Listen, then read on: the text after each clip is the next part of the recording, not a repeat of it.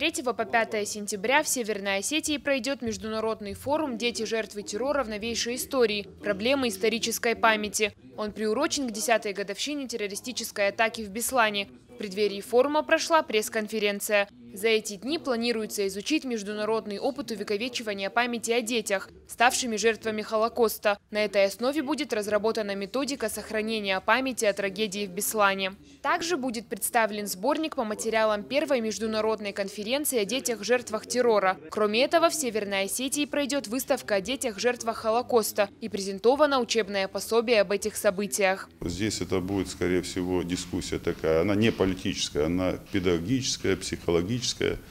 И преподаватели, учителя многих регионов России и зарубежья будут делиться своим опытом, как это нужно делать, как это нужно преподавать.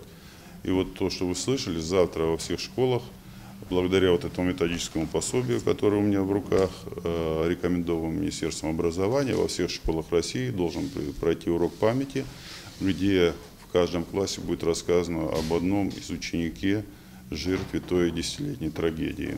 В рамках мероприятия пройдет конференция с привлечением ученых и педагогов из нескольких государств. Они будут обмениваться опытом и заниматься выработкой рекомендаций по предупреждению террористических актов против детей, которые привлекут внимание научного сообщества как в России, так и за рубежом.